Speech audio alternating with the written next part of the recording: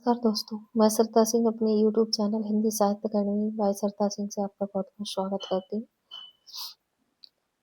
आज के ये वन लाइनर क्वेश्चन हिंदी साहित्य के विकास पर आधारित है।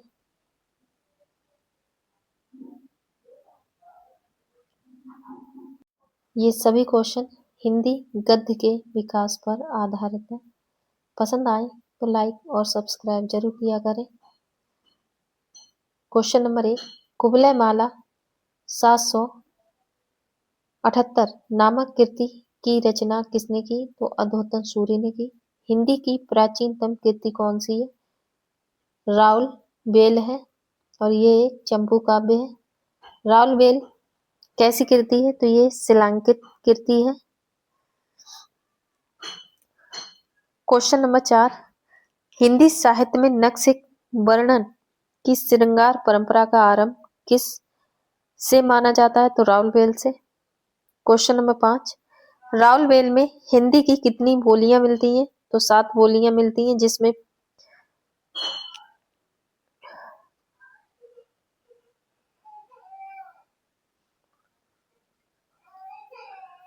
क्वेश्चन नंबर 6, हिंदी का प्रथम गद्य ग्रंथ कौन सा है? तो युक्ति व्यक्ति प्रकरण है।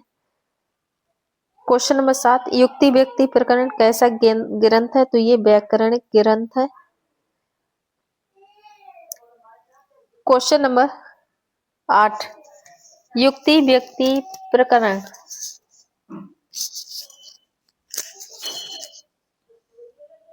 को एक अन्य अत्यंत महत्वपूर्ण ग्रंथ माना है। किसने माना है?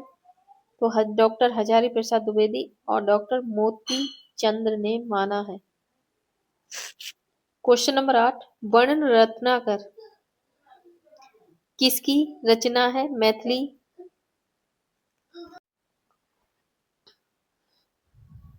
तो वर्ण रत्नाकर किसकी रचना है? मैथिली कवि ज्योतेश्वर ठाकुर की है। क्वेश्चन नंबर 1, वर्ण रत्नाकर का ढांचा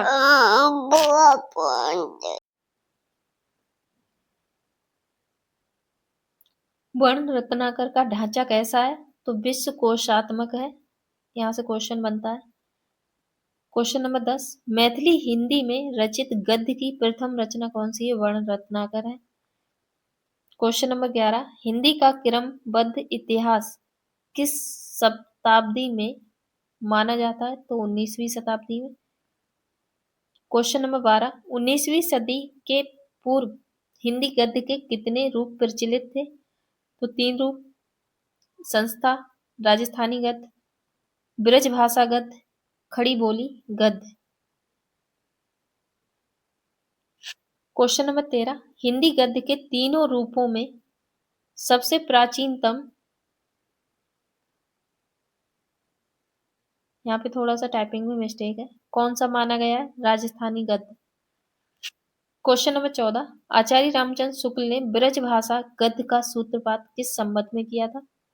तो 1400 संवत और सन में 1343। क्वेश्चन नंबर 15, आचार्य रामचंद्र शुक्ल के अनुसार ब्रजभाषा गद्य का सर्वप्रथम प्रयोग किसने किया है? तो गोरखपंथी योगियों ने किया है। क्वेश्चन नंबर 16, विठलनाथ कृत ब्रजभाषा गद्य की रचना कौन सी है? तो श्रृंगार रस मंडन है। क्वेश्चन नंबर 17, विठलनाथ अन्य रचना इनकी है यमुनाष्टक, नवरत्न, सटीका। क्वेश्चन नंबर 18, 84 वैष्णवन की वार्ता 200 वैष्णवन की वार्ता नामक ग्रंथ किसके हैं? तो ये गोकुलनाथ जी ने लिखे हैं। क्वेश्चन नंबर 19, अष्टयाम नामक पुस्तक ब्रज भाषा में कब लिखी गई? तो संवत 1660 अष्टयाम नाम से लिखी गई। ये पूरा बड़ा। क्वेश्चन नंबर 21, बैताल पच्चीसी का खड़ी बोली हिंदुस्तानी में किसने अनुवाद किया? तो मजहर अली के साथ लल्लू लाल ने बैताल पच्चीसी 1801 नाम से किया। और इनकी अन्य रचनाएं भी हैं। राजनीति 1802 तथा माधव विलास 1817 ईस्वी नामक ब्रज भाषा गद्य पद्य मिश्रित ग्रंथ किसके हैं? तो ये लल्लूलाल के हैं। दक्षिणी हिंदी के प्रथम गद्य लेखक कौन है? तो ख्वाजा बंदा नेवाज गेसुद राज हैं। भाषा योग वशिष्ठ को परमार्जित गद्य की प्रथम पुस्तक और राम प्रसाद निरंजनी को प्रथम प्रौढ़ गद्य लेखक स्वीकार किया है। भाषा योग वशिष्ठ की भाषा मूलतः पंजाबी ब्रजभाषा मिश्रित खड़ी बोली है। मुंशी सदा सुखलाल ने खड़ी बोली में सुख सागर की रचना विष्णु पुराण के आधार पर किया है। खड़ी बोली गद्य को एक साथ आगे बढ़ाने वाले 4 महान अनुभव हुए मुंशी सदा सुखलाल नियाज, सैयद ईसा अल्लाह खां, लल्लूलाल तथा सदल मिश्र। मुंशी सदा सुखलाल नियाज तथा ईसा अल्लाह खां इन दोनों का संबंध फोर्ट विलियम कॉलेज से नहीं था। मुंशी सदा सुखलाल ने रस्मों रिवाज भाका का दुनिया से उठ गया। लल्लूलाल और सदल मिश्र दोनों ही फोर्ट विलियम कॉलेज के प्राध्यापक थे।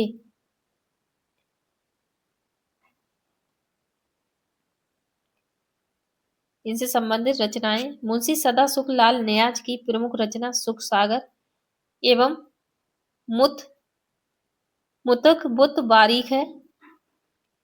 ईसा अल्लाह खां ने रानी केतकी की कहानी सन 1798 से 1903 ईस्वी के मध्य की थी।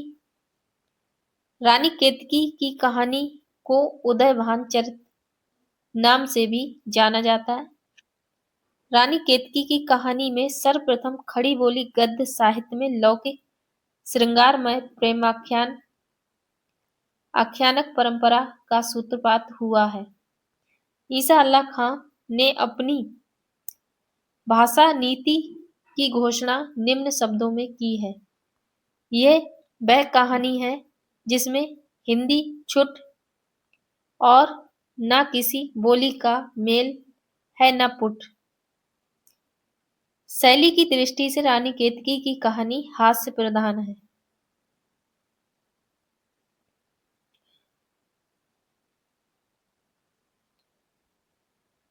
ईसा अल्लाह खां की भाषा सबसे चटकीली मटकीली अलंकृत किस्सा गोई शैली मुहावरेदार और चलती है।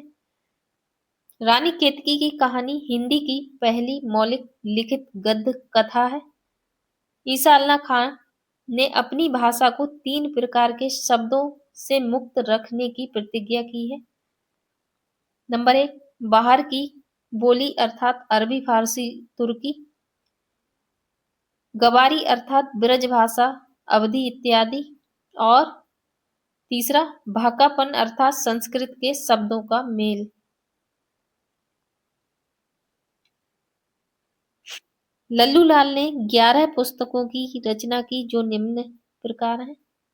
सिंहासन बत्तीसी 1801, बैताल पच्चीसी 1801, शकुंतला नाटक 1810, माधव नल 1801, राजनीति 1802, प्रेम सागर 1810, लतायफ ई हिंदी 1810, ब्रजभाषा व्याकरण 1811, सभा विलास 1815, माधव विलास 1817, लाल चंद्रिका 1818।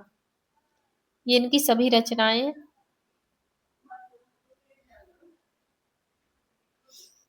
लल्लूलाल का ब्रज भाषा व्याकरण ही इनकी मौलिक रचना है। लल्लूलाल कृत राजनीति, माधव विलास तथा लाल चंद्रिका ब्रजभाषा गद्य में है तथा शेष रचनाएं खड़ी बोली गद्य में है। लल्लू लाल ने सन 1802 ईस्वी में राजनीति के नाम से हितोपदेश की कहानियों का ब्रजभाषा गद्य में अनुवाद किया। लल्लू लाल की वे रचनाएं जो अन्य लेखकों की रचना का आधार लेकर लिखी गईं निम्नलिखित हैं।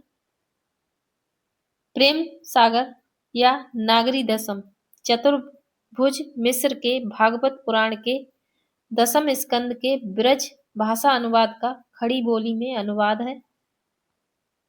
लालचंद्र का टीका बिहारी सतसई की टीका है।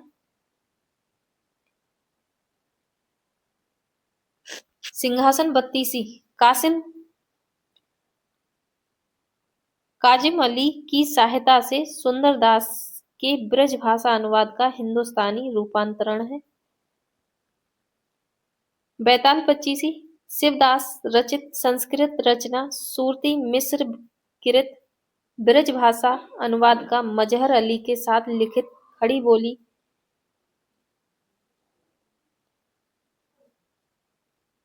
बोली में रूपांतरण है।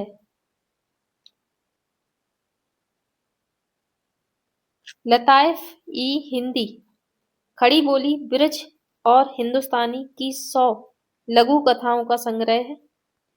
माधव विलास में ब्रज भाषा में लिखा गया चंपू है। भाषा कायदा ब्रज भाषा व्याकरण है।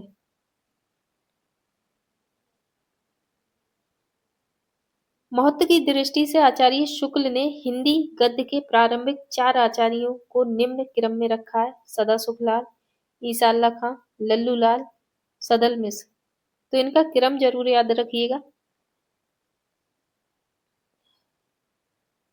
महत्व की दृष्टि से डॉक्टर बच्चन सिंह ने हिंदी गद्य के प्रारंभिक 4 आचार्यों को निम्न क्रम में रखा है। तो इनका क्रम थोड़ा सा चेंज है।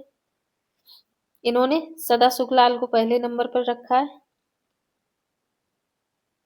जबकि रामचंद्र शुक्ल ने चौथे नंबर पर रखा, पर बच्चन सिंह ने सदल मिश्र को दूसरे नंबर पर रखा है।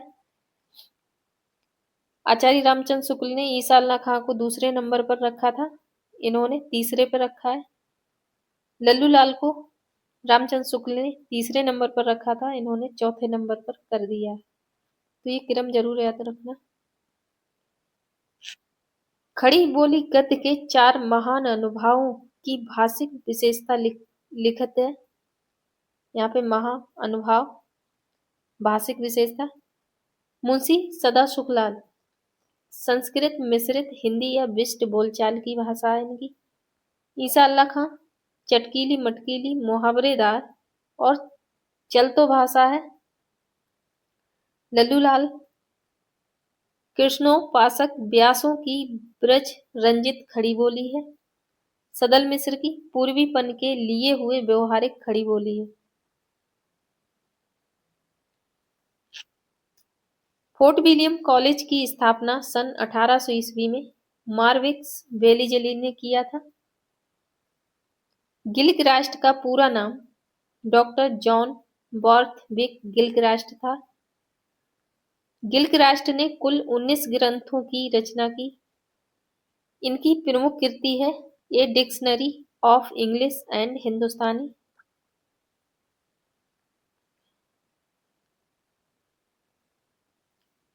गिलक्रास्ट ने अपने पुस्तक a grammar of the Hindustani language में हिंदी उर्दू रेखता और हिंदुस्तानी को समानार्थी माना है।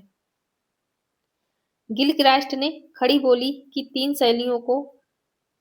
शैलियां मानते हैं। नंबर 1 राग दरबारी या फारसी शैली, नंबर 2 हिंदुस्तानी शैली, नंबर 3 हिंदवी शैली। हिंदुस्तानी शैली गिलक्रास्ट को सर्वाधिक प्रिय थी।